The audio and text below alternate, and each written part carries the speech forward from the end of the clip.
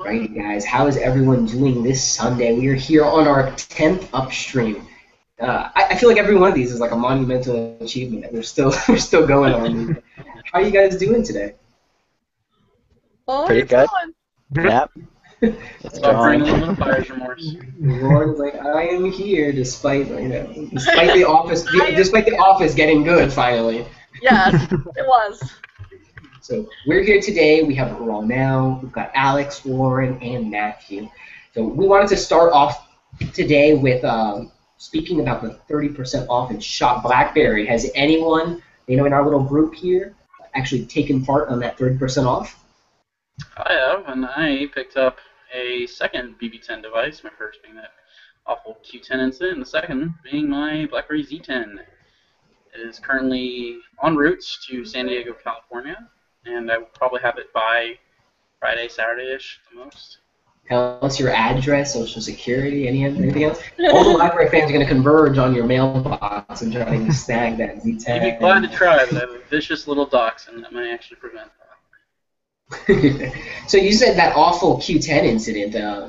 I hope you don't mean the Q10 was awful, because Warren might come through the screen and punch you. Oh, no. It was when a Q10 meets concrete and concrete wins. Oh, it's the worst. I'd like to tell you the Z10 is a little bit more durable, but, that's probably not the case. So be careful. Yeah, actually, if you go on OtterBox, they have some really good cases. Not only the ones Defender and those cases, but they actually have like a silicone. You just wrap the whole thing up and drag that thing on the ground, and it's Thinking about the transformer shell, actually. it wouldn't be bad. I had that for a while. It ripped, or the corner ripped, because I played with it too much. Because you can like pop it out like that over and over. So I did that so much like in class, and then the corner kind of like bent a little bit and it's messed up. But my brother has it right now, and he uses it and he likes it. It has cool functionality. So who's got their notifications set on? Because I keep hearing the ping in the background. My bad. That would be me. Ah, it's front now. Blame the one Canadian in the group. Yeah. It's okay. Maybe. I apologize because I'm just that nice. We appreciate it. No, some people may be asking what Brandon and Darius are doing. Brandon is getting ready for an early start tomorrow morning. So he's got some work he's got to complete this evening. And Darius, his wifey, is actually working on a couple essays for her master's. So we'll wish her the best of luck in actually getting those completed as well.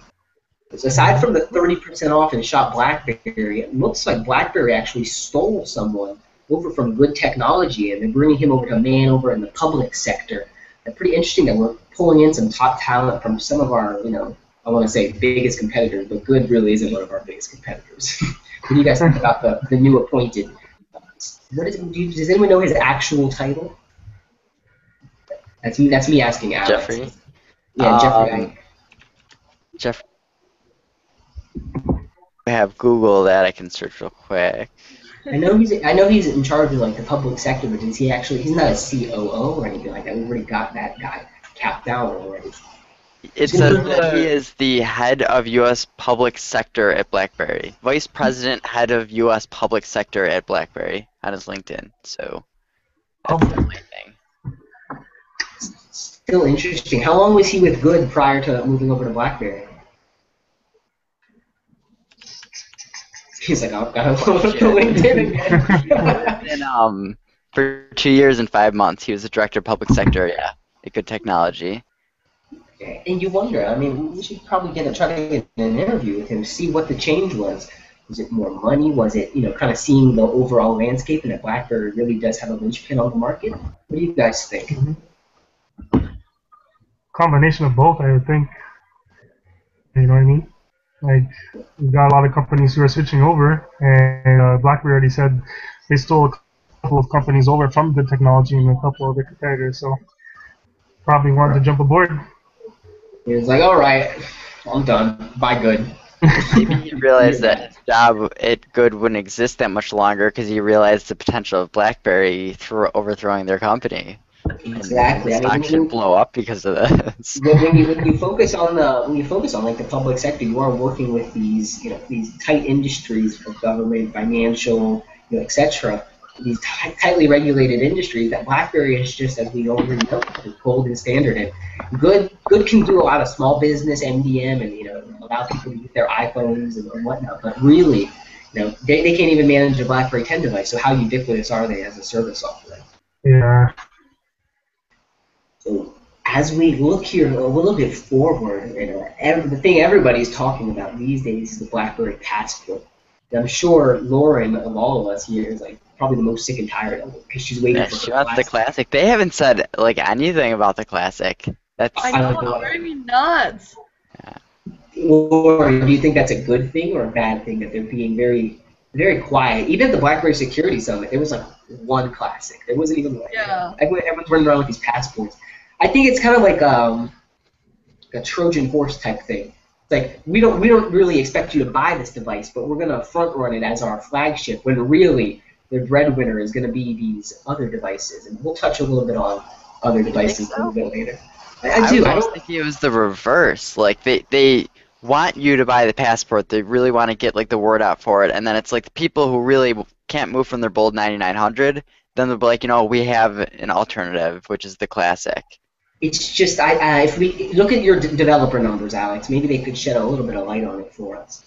How many Z10s versus Q10s? Oh boy, you're pulling this out of nowhere. I mean, rough percentages. I think maybe last time it's been about 20% last I checked, but I also checked, oh man, like 3 months ago, and I've seen a lot more Q10s.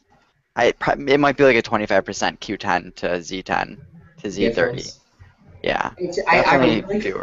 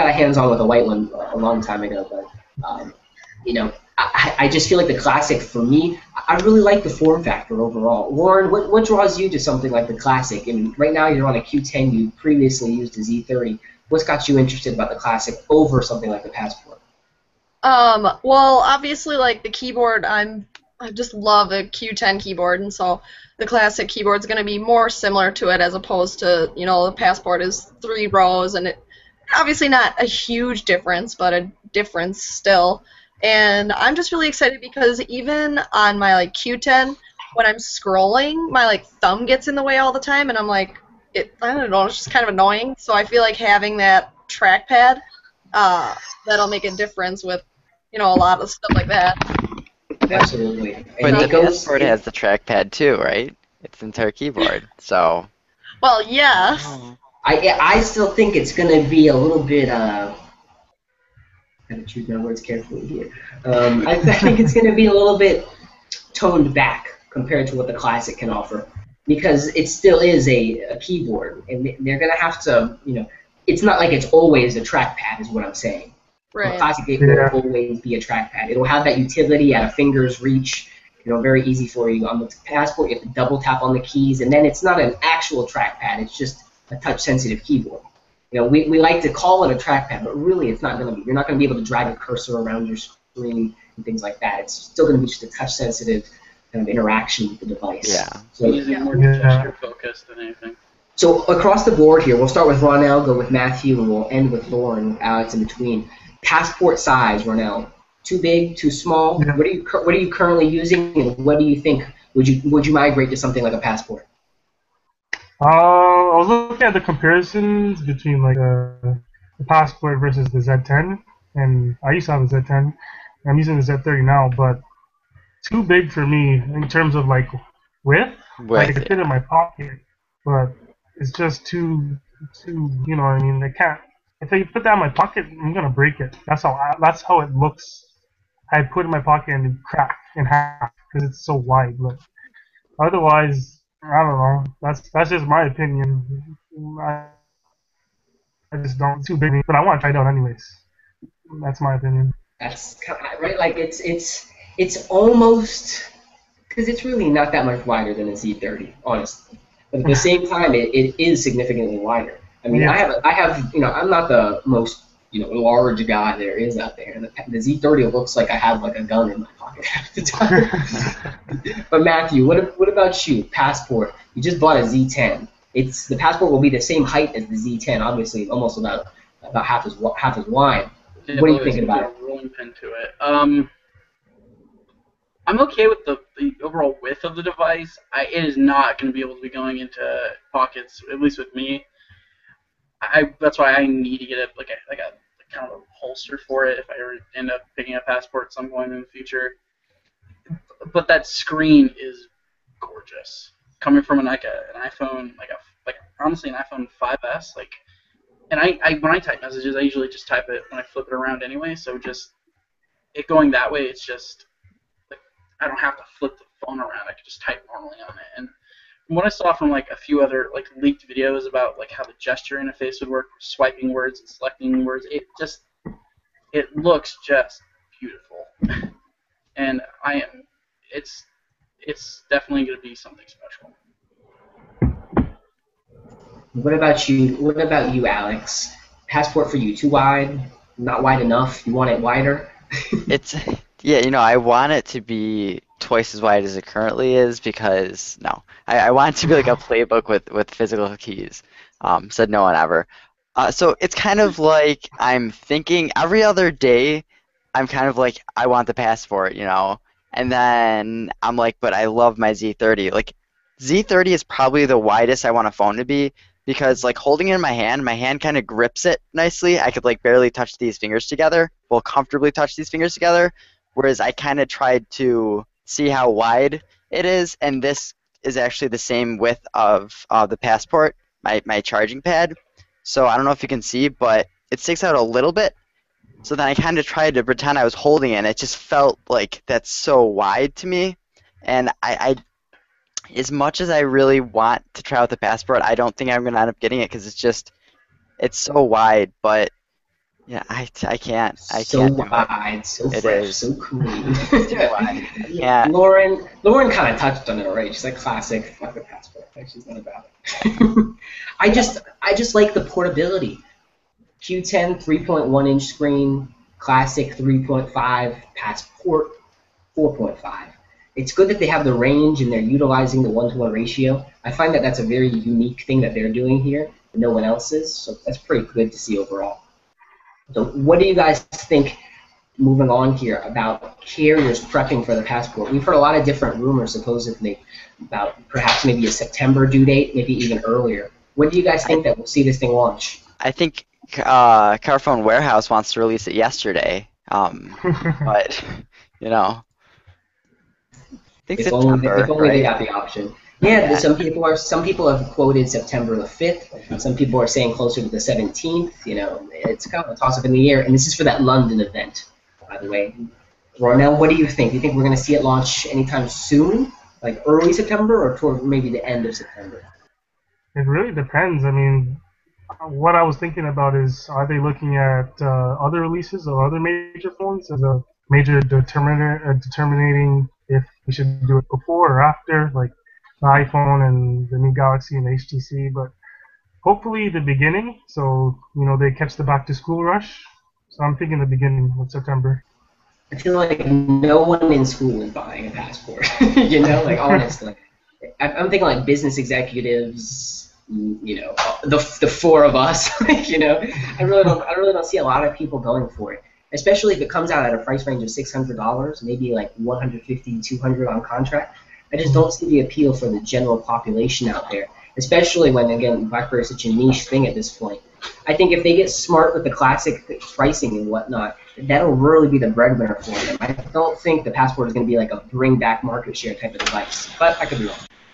Do you think the Q5, Q10 line is gonna kind of be non-existent and they're gonna stick with Classic and Passport, or will there be that Classic without the utility belt going forward? I think the Classic will replace the Q10 line at this point. Yeah. I think as they go forward, they may increase the screen size of a future, compact QWERTY, but Yeah. I'm thinking the trackpad's here to stay.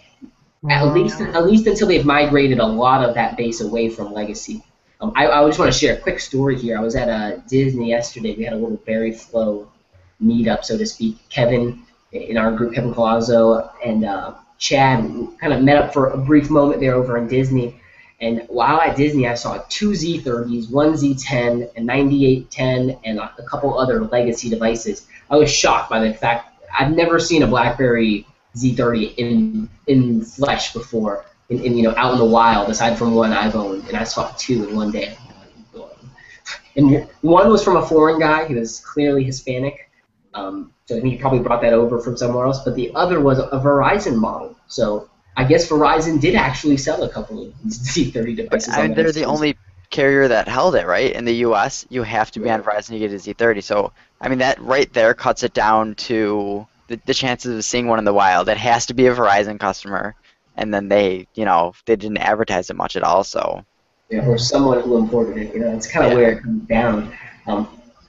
So when we look at this kind of carrier launching, we've seen Telus talking about definitely housing it. We saw actually on Rogers that they brought the Z30 back into their shops due to popular demand. I wonder if they're kind of clearing some of that shelf space. I definitely, as you had mentioned, Alex, think that with the Q5, Q10, and even Z10 are kind of at the end of their line, not going to be making any more of those.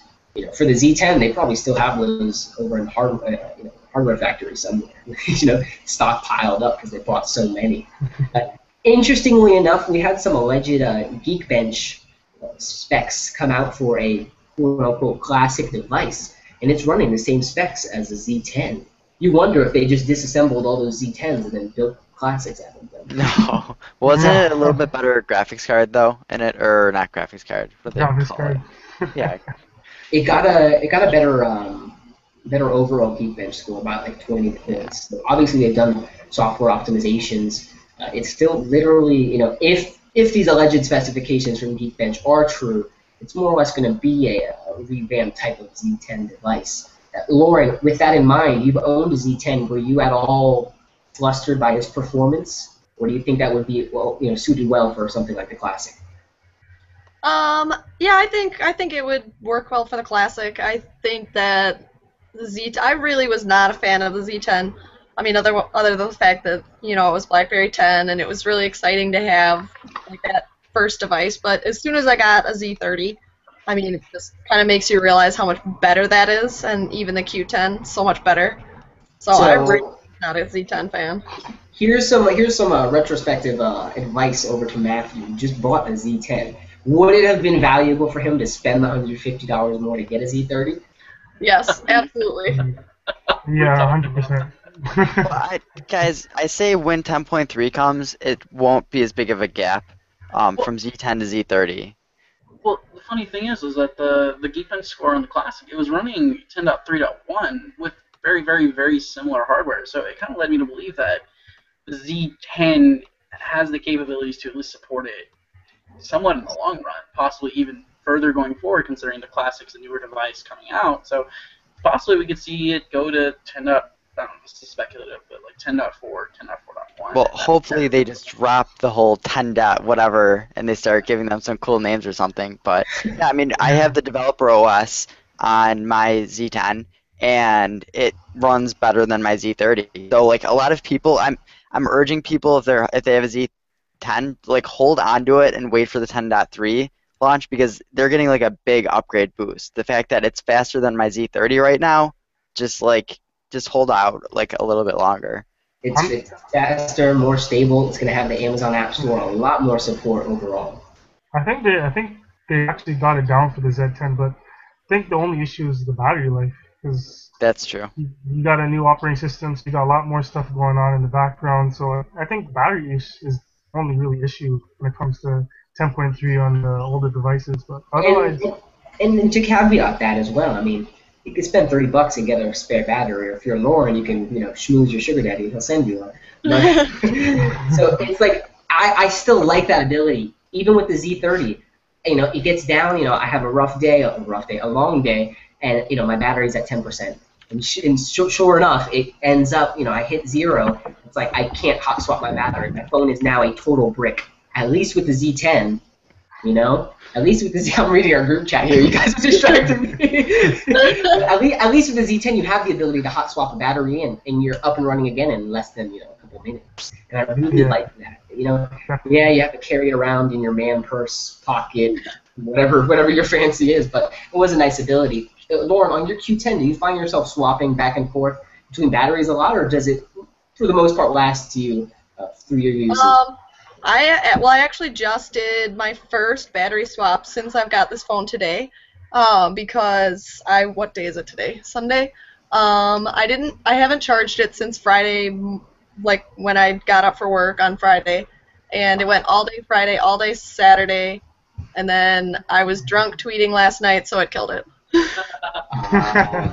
So we blame black and the beer, Yeah. battery.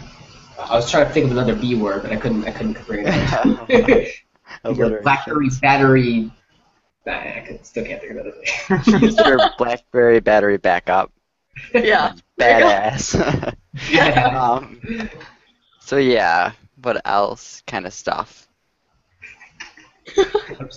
I'm still reading Alex's comment here in our group chat about the sugar daddy.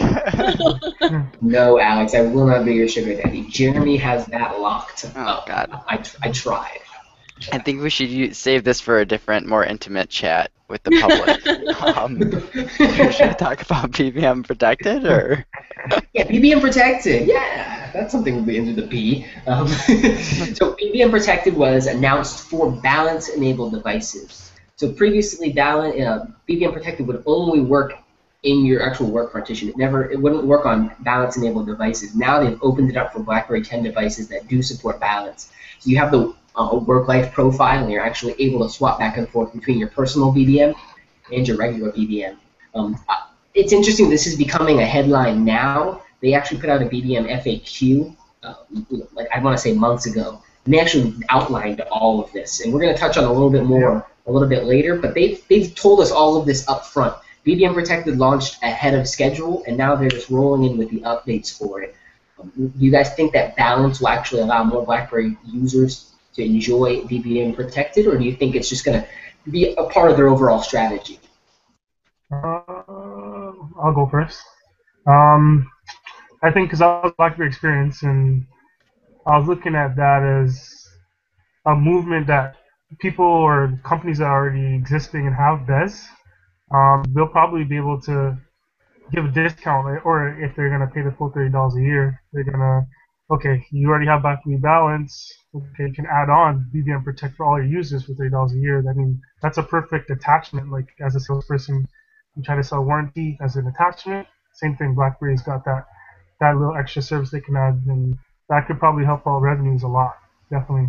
Yeah, I think it's a great point you bring up there right now. And while we're here talking about revenues, we might as well bring up another little bit of news that was not really news. Again, this was put out in an FAQ memo like months ago, but that they're aiming to have BBM Protected be a $30 a year per user fee, which is expensive, but at the same time kind of awesome. I mean, this is the highest level of messaging encryption out there that we know of thus far. I'm sure there's some, secret spy networks that maybe have higher encryption tied in with something like SecuSmart, but at least for a publicly available type of messaging service, I mean, you talk about bringing in, if you can convert maybe 10 million of your enterprise base over to BBM Protected, that's a ton of money, especially at $30 a user per year. What do you guys think about that as we look at BBM monetization as a whole? Are we gonna see more money from stickers or actual BBM enterprise services? What do you think, Alex? So yeah, I mean, so the thing is that I've been noticing a lot is on the like the Crackberry forums or within the comments of any of the sites, there's a lot of people saying, I want BBM protected. Like, I'm just a consumer, I want BBM protected. And it's kind of like, well, you really don't need that level of encryption. And I think you need to kind of understand that BlackBerry Balance, like I'm a consumer in one regard, and I would love to have BlackBerry Balance, but you need to have BES to get it. And so they have BBM Protected and BlackBerry Balance is stepping stones to make you want to convert over to BES, I think. I think ultimately their goal is they want to get you onto their BES network, and then that's like, they want people to want, BlackBerry Balance, and they want you to want BBM protected, and that's how the company will go switch over to them. I don't think they're necessarily trying to get all these consumers to want, BlackBerry Balance and BBM protected. It's totally just an enterprise play, and ultimately they just want to get, people to switch over to BES. So, I think hopefully, stickers might actually be a larger part of it if They we have do sucked happen my to get. wallet dry, bro. I Yeah. think I know every time a sticker goes out, my BBM update feed is just gone. Like it's Yeah. just people buying stickers, and I feel like a lot of, especially because again we're such an active 85 million. We're Yeah. way more active than a lot of messaging user bases out there. I think that they're gonna make a. I think they're pleasantly surprised by how much money they're making on stickers. And then it's like we've got both ends covered. We're making money on the consumer, we're making money on the enterprise. How many sticker packs have you guys bought so far? Let's start with Matthew. He's on iPhone again, guys. Don't beat him up. He's moving to BlackBerry soon. It's in the mail. It's on its way. What about you, Matthew? You bought any stickers yet? Honestly, in total, I've maybe bought 3 sticker packs. One was a promotion. 40? By 3. Oh god, and I don't want my phone to end up like James's, where it can't even scroll properly because you have so many. I think I've only bought 3 packs total. One was a WWE promotion. Another was Barcelona stickers during FIFA, and a third one the Middle Eastern one you sent me, James. That's the only ones I can. So you really only bought one, because the other 2 were free. Okay, Yeah. so yeah, I've only bought maybe 1 or 2. It's at least on an iPhone, if they can monetize at least just one user, it still is going to be money for them, especially with the suggested 50-50 split that they have on those profits. $1 for you, $1 for me, straight to the pocket. It's just really interesting as well because you can, or at least on BlackBerry, use your carrier billing to pay for that. So you don't even have to pull out your credit card or actually PayPal even. You can just charge it to me later. And I think that's part of why people are buying so many. And again, literally my BBM, I've got 400 BBM contacts. My God. It's a lot. It's a lot. Oh, we're too popular. Oh. I don't talk to any of them. But it's just interesting to have a microcosm of that community to see what the general trend is. And I do see a hell of a lot of sticker purchases. So, it's not going to just be stickers though. Like they slowly introduce wallpapers. They're going to start having paid wallpapers and just more paid functionality. So not just stickers, I don't think. No, absolutely. Virtual goods are going to be huge. We got to talk about what is, not, at least what is going to be. Well, that's true, yeah. I mean, what other virtual goods would you guys like to see? Like GIF images, like moving images that I can send you? Lauren's a guess now, please. I would buy that. Paid functionality, like add-on, I guess at least for iOS and Android users, add-on the priority hub and like email, like that kind of stuff. I'd pay enormously for that stuff. BBM. Like a BBM priority hub kind of. Yeah, like add a function. Yeah, I guess like that, or turn it in like at least for iOS and Android users, turn it more into like a business tool. Add on email support. It might be weird to make it paid, but that's something they could. So turn BBM into the BlackBerry hub. They should just try and develop a BlackBerry hub for other phones. Nah. That would be cool. I would love to see They'll never sell another BlackBerry 10 device if that happens. Hey, Blend is a good idea because it forces you to have a BlackBerry device. You still get to share that experience. Yeah. Wait, I mean, yeah, go ahead. Are you sure? Because an iOS or Android user, if they have BBM, why would they not be able to log into Blend? Blend is more than BBM. Just to use BBM. Well, I know, but I mean, would they just be able to use the BBM, Like, why not? Yeah. It'd be interesting, for sure, because if we look at it this way, so you're talking about not BlackBerry, an iPhone user with a BBM account. Yeah. What are they blending? Just BBM. I mean, I think they had mentioned that Blend is essentially you're going to log in with your BBID. So why, iPhone users have a BBID if they make a BBM. So you think then that they'll have they'll have web access to add in their email, Yeah. their calendars, and all those other things manually.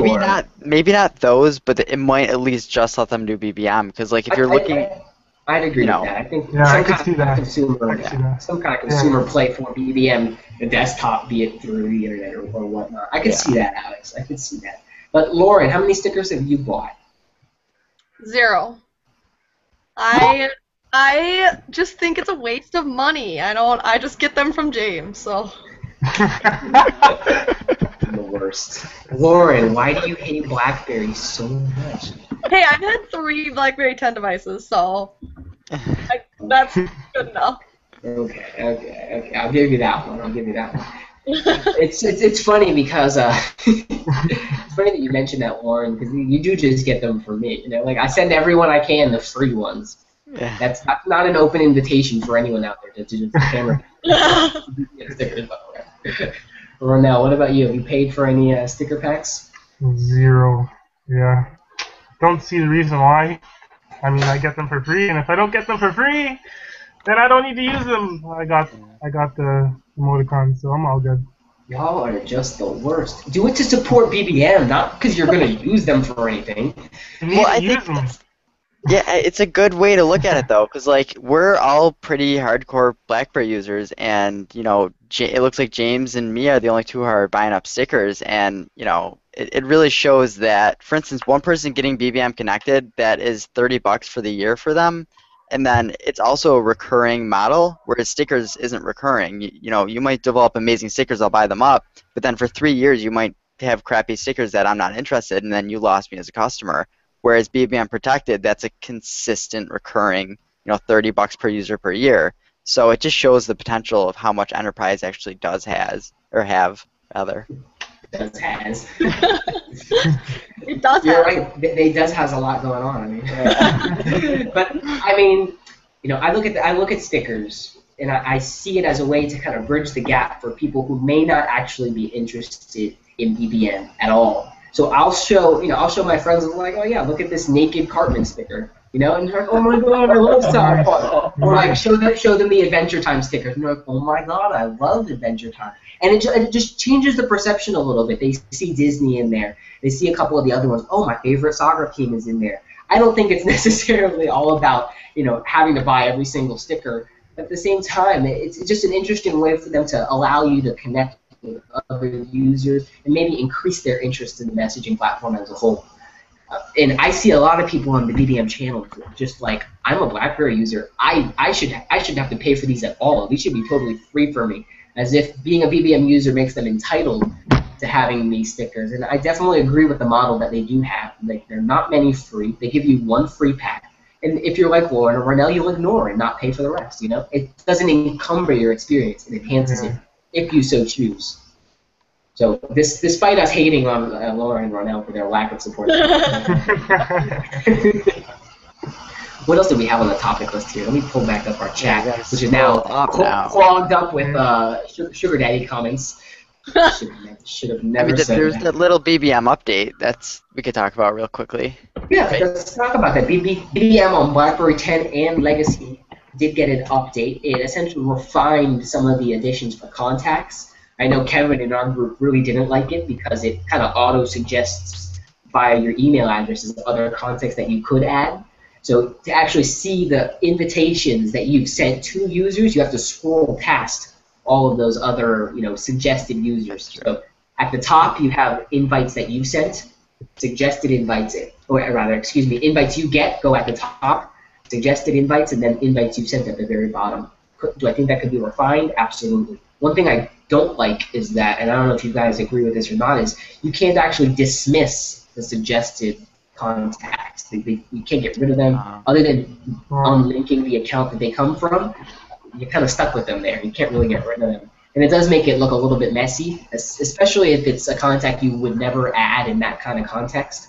I know I have some contacts who are strictly like a business, and I wouldn't invite them to a social messenger at all. So for me, it is a little bit cumbersome, especially if I hand my phone over to someone, and they may have access to look directly at those contacts within BBM, and I'm not too keen on it. But what do you guys think of the update overall? Has it made your experience any smoother or more refined? adding someone, it's easier now because like I notice a lot of the time they add by barcode, so it's like you could actually swipe down from the top now and click add by barcode, and that actually shows my barcode and PIN, which is a nice addition.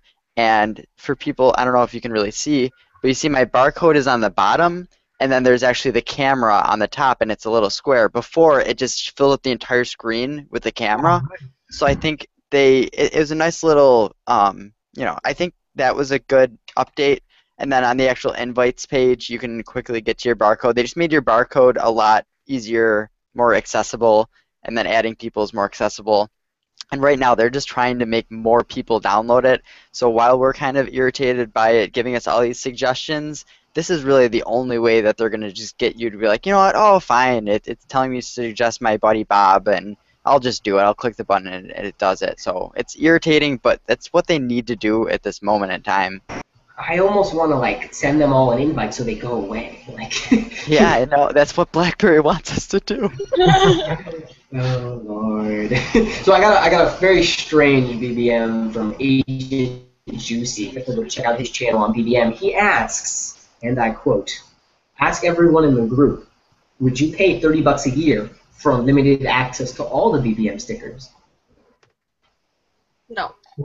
That's what I said. I was like, At this moment in time, it's not worth it because there aren't 30 packs, right? There's probably there's probably like 25, like so close. That's a good thing to bring up. They might add maybe $15 a year, then you get access to everything or whatever, because that actually brings you to subscription. Wallpapers, unlimited chat wallpapers, custom chat wallpapers, It's just all the stickers.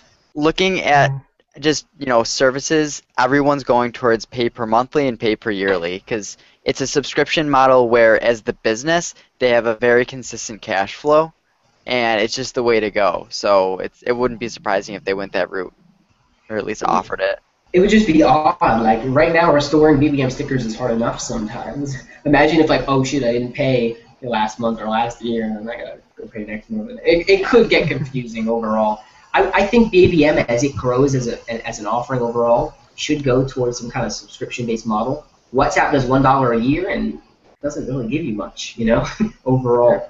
I think with BBM, with the added security, baseline security of the TSL tunnel, the triple DES security, AES, not DES, AES security, baked in, that's already a more advanced offering than what WhatsApp is giving you. If you add in video and blend, functionality and extend that, I think a subscription model could really work for them.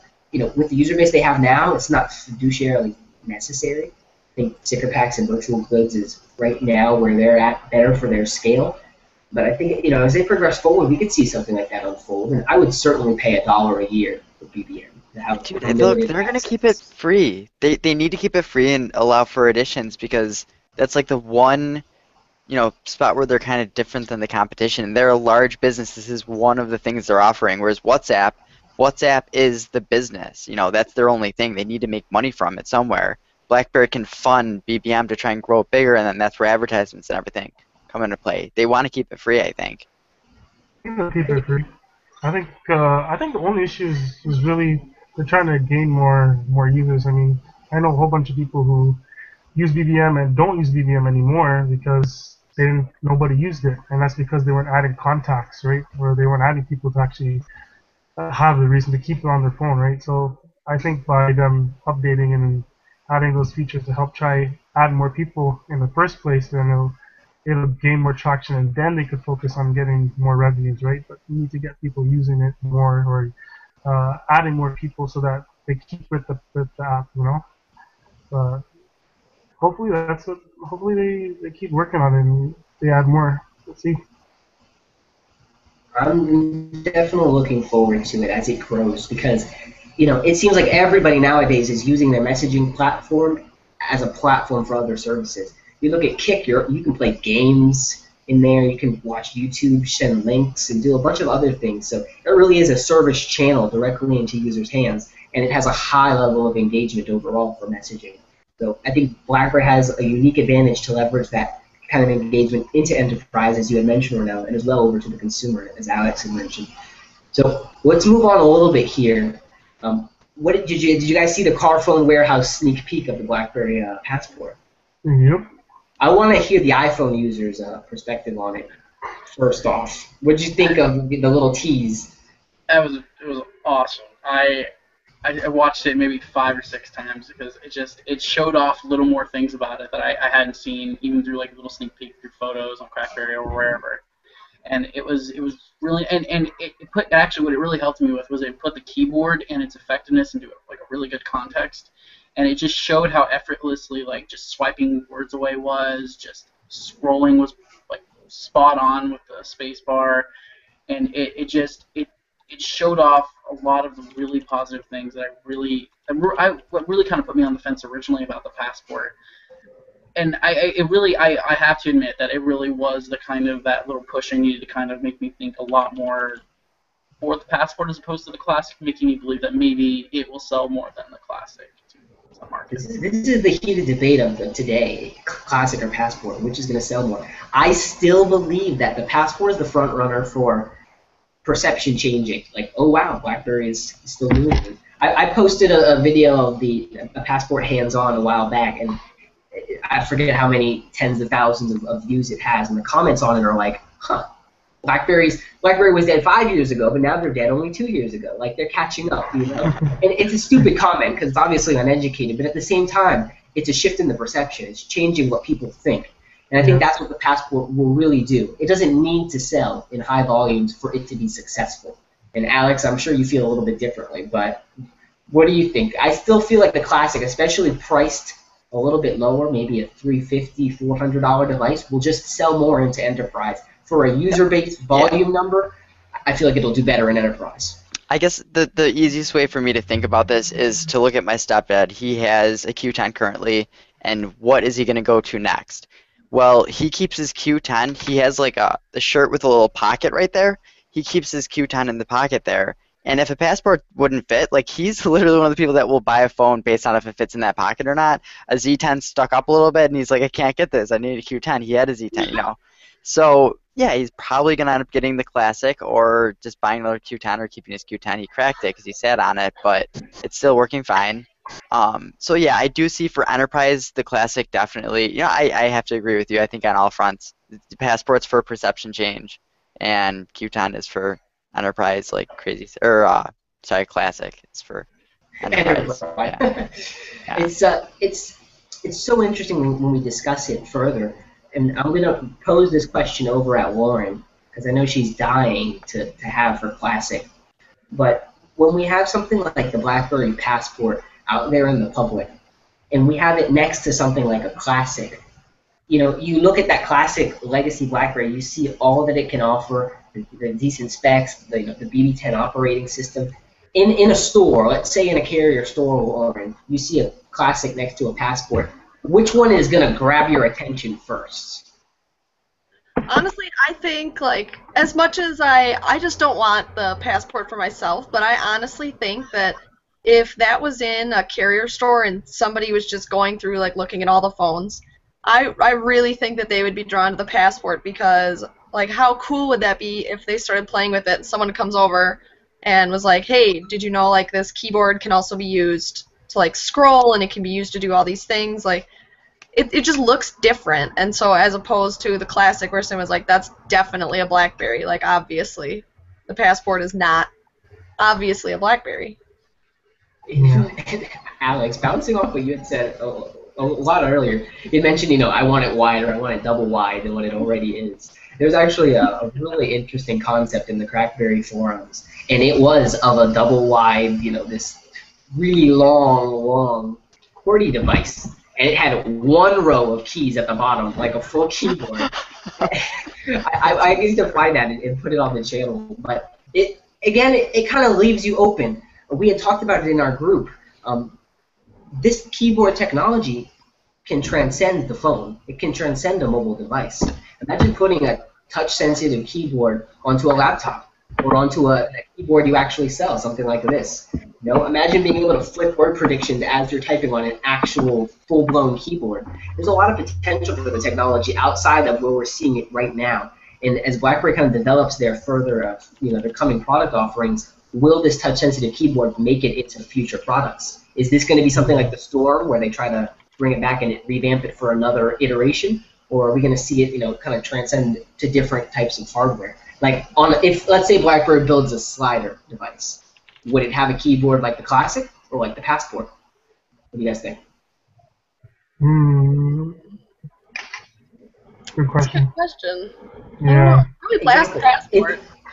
Right. It's like, is this new keyboard like going to be the staple technology of all BlackBerry keyboards to come, or is it going to be more of like a very niche offering to a specific type of device? It's going to be really interesting to see how BlackBerry kind of unveils this as they go forward. I think it depends. Go ahead. Oh, no, go ahead. Sorry. I was just gonna say, like, Chen was quoted a couple of times to say, if the device goes through and it sells well, we will continue with it, and if it doesn't, then you can guess what happens. So I think he's testing with the Classic and the Passport, and you never know. We might even see a slider too. You never know. I think he's trying to see what works and what people want, and whatever sells best, he continues on with it. So it all depends on the results. That's what I see it as. That's a very good point. If it doesn't go well, why would they continue pushing forward? Yeah. Definitely a great point. What about you, Matthew? I think alternative form factors aside, I mean, I think the Passport and like the touch type technology that it integrates is sort of it makes two things evident. Like, one, it makes BlackBerry is becoming more experimental, willing to try out really more diverse things, something very like that just isn't the standard like slider or BlackBerry. But we would typically think of like a BlackBerry with like the 9900 and the 9930 or something like that. And depending on how the Passport performs and how many they manufacture, I mean, I could see ultimately over time that the technology could become cheap enough due to like mass production that you could see another BlackBerries, like you could see in like a maybe the next version of the Classic or next version of whatever. Here's something to get the brain kind of churning, guys. You guys remember the typo lawsuit, correct? Yes. Yeah. If you look back at the actual patent for this technology, the way the patent is designed, it's actually a keyboard overlay that allows the touch-sensitive capability.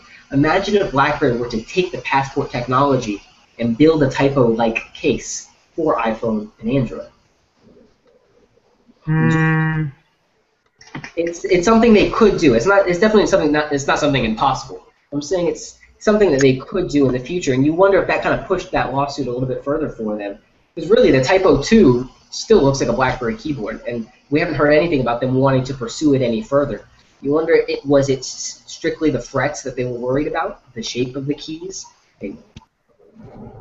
Hard to say. Alex, what do you think in regard to something like that? Do you think an iPhone user would buy something like the Typo over something comparable built by BlackBerry?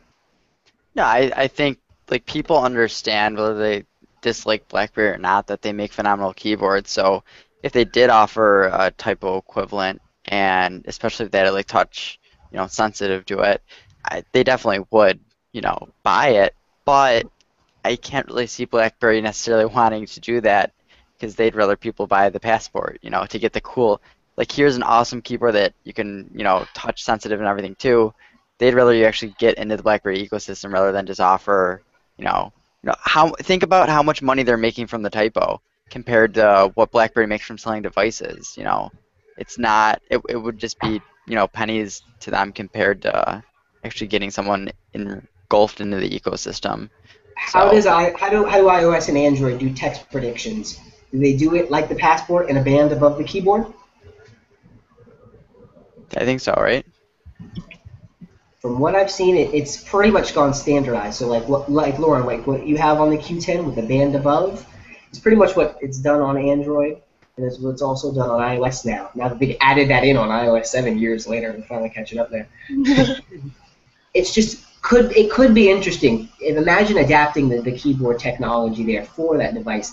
Again, Alex, you make a mention that they want to sell their own hardware, but at the same time, there's already hundreds of millions of devices out there. And if you could reignite the interest in QWERTY by being innovative and having a spurn-off product offering, it could actually do well for BlackBerry. I think they need to start exploring devices outside of phones. as we look at the Internet of Things and M2M and that whole scene, is BlackBerry going to be a facilitator, or are they going to also play in that hardware space? Are they going to build embedded devices, embedded computing devices that we can actually connect with, or are they going to strictly keep to a handset business? I have always considered it a hardware business, not a handset business. That's just me. What do you guys think? Would you like to see BlackBerry X? Well, absolutely, absolutely. But they still build hardware. You know, they still build and design their own hardware. I mean, if we look at something like the Playbook, imagine a tablet like a tablet-like device that was also a Surface-like device with the BlackBerry keyboard. You see what I'm saying here? Like they could build other types of devices. Imagine like not a BlackBerry 10 computer, but more or less you get the same kind of functionality, adapting that keyboard technology from the Passport to something bigger, something more awesome. I'm still waiting for the day where we have like OLED keys here on an actual keyboard, so I can change up characters on the fly. You know, I don't have to have this dedicated keyboard. You know, what's this calculator buttons on the side. It's not something I want to keep forever. It all comes down to, like, I guess, cost efficiency. But let's move on from talking about the Passport, because really, it's so beaten at this point. Right? Dead horse, yeah.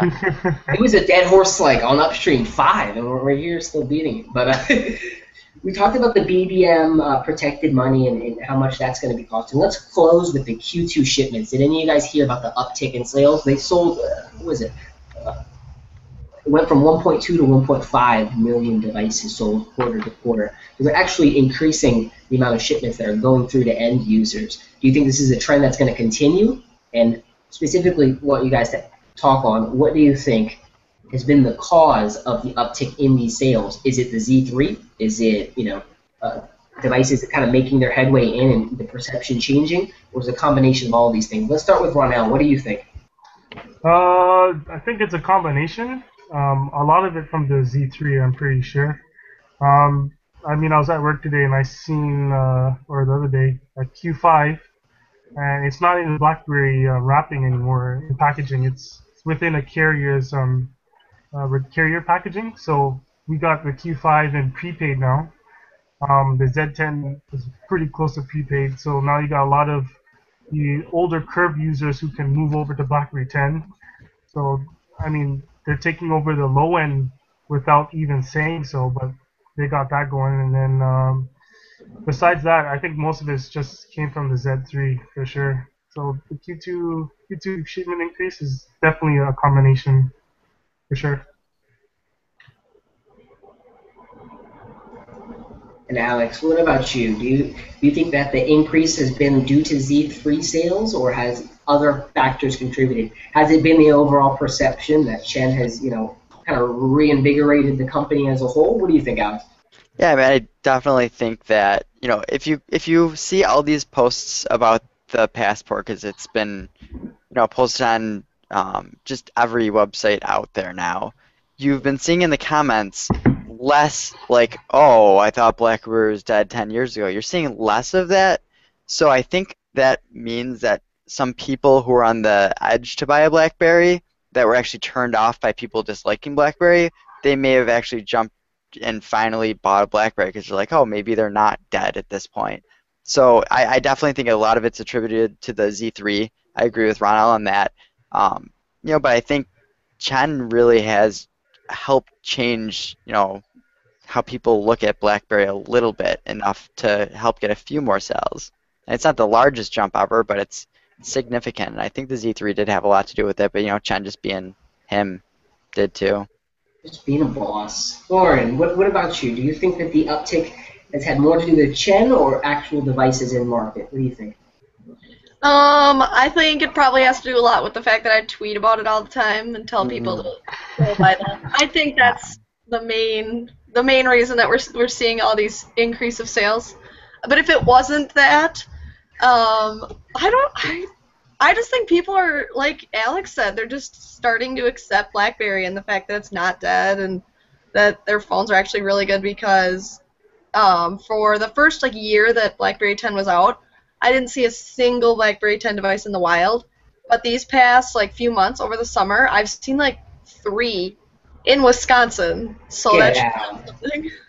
Right, and me at Disney, it's the same thing. It's like I had never seen a Z30. And yet here I am seeing multiple ones in a day, and it's like, the penetration is happening. The market's waking up. I hate to quote that horrible campaign that they did in front of the Apple Store years ago in Australia, but people are coming around to it. Even Matthew here is finally getting rid of his iPhone. Like, people are coming around, and I don't know if his purchase is going to count toward Q3 shipments or not, because that hardware has already been purchased and sold out. But definitely interesting to see the uptick overall. We're going to close this out here, guys. I really have to get going. But we covered all the topics we wanted to cover. Oh, wait, no, we didn't. I lied. We have to talk about one more thing, and Matthew can bring that up. Go for it. And that is the legendary, amazing, spectacular Z20 that was recently shown off. Well, it wasn't shown off the device, but it was mentioned in a TELUS internal email or a memo of some kind in Canada. So that was random. To paraphrase the memo email, I feel like, what are we, intercepting emails now for news? It's pretty bad. But anyway, so they mention, right? They mention it in the light of the Z20 replacing the Z10 and the Classic replacing the Q10. So will this be an actual 4.2-inch successor to the Z10? Probably not. I think what they'll probably do is make some hardware modifications to the Z3, bump up the specs, and there you go. I feel like they're going to go with the baseline of the 5-inch as the predominant way forward. Alex may be able to touch on that a little bit more. Do you see them focusing on the Z10 resolution these days, or like 5-inch is kind of the standard? Could you say that? I was actually about to reply to a YouTube comment on this video, so you caught me at a terrible time. So we were talking about the developer resolutions and what the focus is when targeting these devices. As a developer, are you targeting the Z30 and then it works on everything else, or are you targeting the Z10 and hoping it works? Well, they want you to work. I'm a developer and I should know the name of it, but it's like a DP or something, like display pixels, or I don't know. The display units, yes. Yeah, DU or whatever, and that essentially should just work across everything. I haven't switched or modified my app to work on the Passport yet, so I'm not entirely sure. But it really should just get to the point where you develop it once for a full touchscreen and then once for a square screen. So the Q10 is essentially going to be the same as the Passport. It's really you're gonna have to develop for two types of platforms, and it's not going to go any further than that. It's not going to be like, oh, I'm going to develop this for the Z30, and no, I'm going to focus on the Z10 because there's more penetration. It's just going to be full touchscreen and then square. So when we talk about a Z20, you think it's going to be the same size as a Z10 or something different? Lauren killed me. I was thinking that too when James said it, but now I keep saying it because Stop. it's stuck in my mind. There's nothing like moist or anything. Gosh. So yeah, the Z20, it will be the same. It'll be the same aspect ratio as the Z30. So you do think they're getting rid of the Z10 aspect ratio because it was odd, Okay, so thank you for answering my question. Is that all you ask? And I just went on a whole thing. That's what happens when I wasn't paying attention. Sorry. It's all good. You're keeping up with the comments on YouTube, so I appreciate that. Yeah. Lauren, with a Z20 looming, would you consider that over the actual next flagship all-touch device that's supposed to come in 2015? Or are you a QWERTY girl and you're going to stay a QWERTY girl? Nothing could tempt you away, or something could? I really doubt that I'll ever go back to having a full touchscreen phone, just because I went from Storm to like the 9650, 9930, and then to like Z10, Z30, and now Q10 again, and I've just come to realize that I just can't do without a keyboard, so I won't go back to a touch again. Bye. We've lost you. We've lost you to the touch. The physical touch, that is. What about you, Ronald? Are you tempted by a Z20, or you're satisfied with your Z30? These numbering schemas are so bizarre. It's like I would never touch a Z20. Let's go through this real quick. Okay, so we have 10. We have 10, 10, 5, 30. It's just a what? They just bounce all over the board. They're gonna get rid of that, I think. That's why it's like, a quote-unquote Z20. Is it actually going to be called the Z20, or are they going to actually come up with a unique name? I think like the Passport name and even the Classic name are so smart, especially for branding purposes, where you could get lost in the nomenclature of what are they calling the iPhone 6? Is it the iPhone 6L or something like that? Oh, Yeah. 5-inch one. JT Well, they're actually. thinking about calling it the Air. Yeah, they're thinking about calling Air? it one the Air, but then they're saying like, but that's confusing the Mac branding with the phone, and then like the Air's supposed to be lighter and thinner, but instead it's wider and bigger, and it's like, I don't know. Right. It's just like, I wonder what they're actually going to do. I would just keep with the numbers if I was Apple, because really, it is going to get confusing. If the 10, 30, 25 is confusing for us, imagine how it would be for an iPhone user. No offense. Our naming scheme is very simple. It's 6, 6S, 5, 5S, 4, 4S. That's how it's always been. And then the 5C. We don't count that. Mm-hmm. Oh, have fun with the next revisions. They're gonna have it's gonna be a mess. What does the C stand for? Cheap or Color. color? Oh, Matt jumped on you pretty quickly. He probably gets that often. I do. No, I do, and it's so bad because I always have to explain it. Like, no, it's not cheap. It's made of polycarbonate. It's not made of like paper. What about the S? What does the S stand for? Sucks. Actually, no. It's actually totally dependent on the version of the iPhone. Like the 3GS, it was for speed because it got like its JavaScript engine for Safari was double the speed. For the 4S, it was Siri. The 5S, it was security. The 6S, no idea. I can't even think of what they do next to that. Lauren's dead. She's gone. We lost her. All right, guys. Let's get out of here. I'm sure we have a lot of other things to do with our Sunday office. Yes. What season are you on? 7. She's like, oh, I don't watch seasons. I just press play and it goes. I had to look. It's up on Netflix right now. So you've been watching it while the streaming goes. Okay. No. I haven't paused. She didn't even turn it on. She just left it paused. I really appreciate having you guys on for this one, and we will see you guys next week. Take it easy. Later. Oi, oi.